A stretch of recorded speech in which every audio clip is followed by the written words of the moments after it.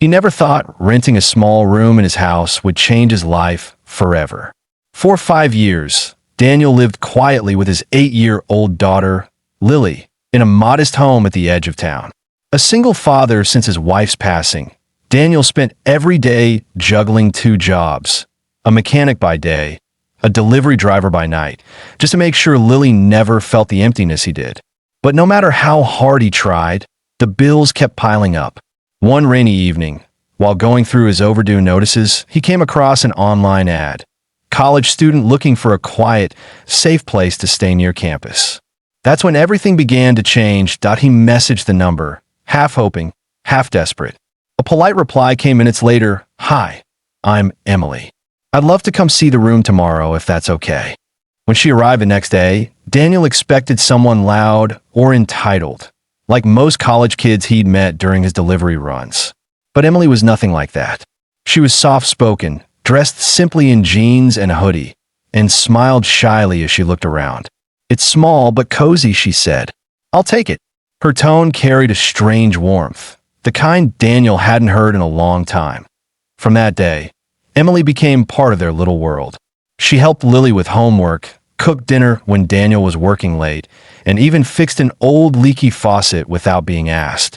Slowly, the house that once echoed with loneliness began to feel alive again. Daniel would sometimes find himself standing in the doorway, watching Emily and Lily laugh together over cartoons or spilled pancake batter, and something deep inside him would soften. But there was something about Emily that didn't add up. Her phone, though cracked, was the latest model. Her handwriting was neat and refined, like someone who had gone to private schools. Once, when Daniel walked into the kitchen, she was crying quietly while staring at a photo on her phone. A picture of her with an older man in a suit, surrounded by luxury cars. When she noticed him, she quickly locked the screen and smiled. "Just missing my dad," she said. He didn't ask more. Everyone had their secrets, and Daniel had learned to respect that. Weeks turned into months, and the bond between the three grew stronger. Lily started calling her Emmy, and Daniel often found himself confiding in her, things he hadn't said aloud since his wife's death. He told her about his dreams of opening his own repair shop, about the guilt of not being able to give Lily more, and about the nights he stayed awake wondering if he was failing as a father. Emily listened without judgment, her eyes soft, her words gentle, but behind her kindness, Emily was fighting her own storm. Her father, Richard Bennett, one of the most powerful businessmen in the country, had wanted her to follow his path. Ivy League, finance, and eventually the family empire. But Emily wanted to live life on her own terms, to know how ordinary people lived, loved, and struggled. When she refused an arranged engagement meant to merge her father's company with another, he'd cut her off completely. "If you want to be ordinary, go live like one," he'd said coldly. And she did. That's how she ended up in Daniel's home, searching for meaning in simplicity. Then one night, everything began to unravel. Daniel's truck broke down on his way home, and the repair cost was more than he could afford. The landlord, tired of late payments, threatened eviction. Emily overheard the call, her heart twisting as she listened to Daniel apologize, his voice heavy with defeat. That night, after Lily had gone to bed, Emily sat with him in the kitchen. "You've done enough alone, Daniel," she said quietly. "Maybe it's time to let someone help you." He smiled bitterly. "Help costs money, Emily.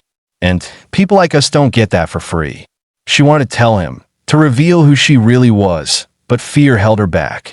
She was terrified that if he knew she was a billionaire's daughter, everything between them would change. That a week later, things got worse. Lily fell sick, high fever, hospital bills, and Daniel's overtime hours were no longer enough. Emily couldn't take it anymore. She made a call she'd sworn she never would. "Dad, I need your help," she said. Silence hung for a moment. Then came his reply, sharp and cold. "So, the ordinary life didn't work out?" But when he heard that it was for a child, a little girl, something shifted. He agreed to wire the money anonymously. When Daniel found the envelope of cash slipped under his door, he refused to use it. "I don't take charity," he said. Emily's eyes filled with tears. "This isn't charity, Daniel. It's love in another form." She begged him, voice trembling, until he finally relented. Lily recovered, and for a brief moment, peace returned, but soon, truth has its way of finding light.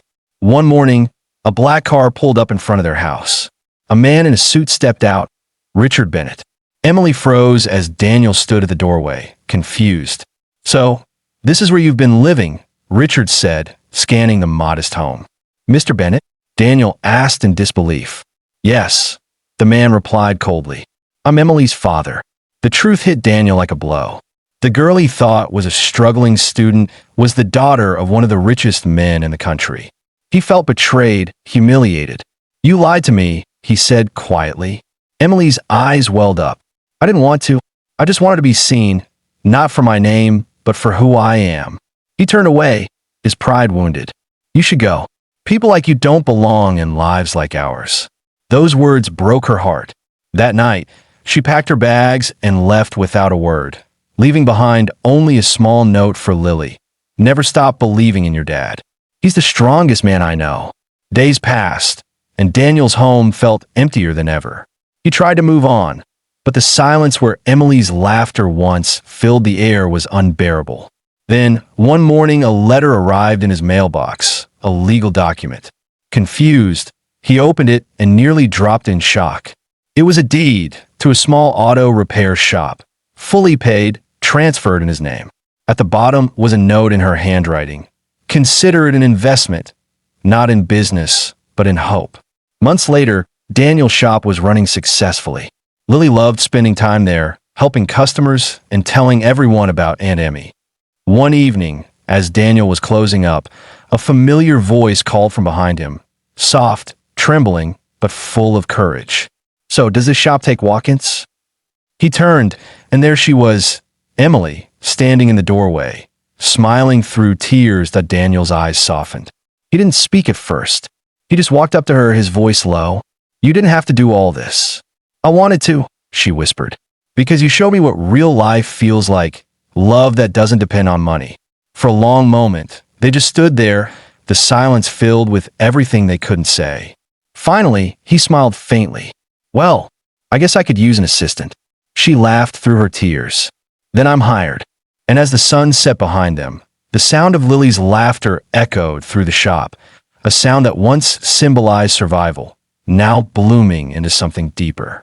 Hope, family, a new beginning built not on wealth, but on love that money could never buy.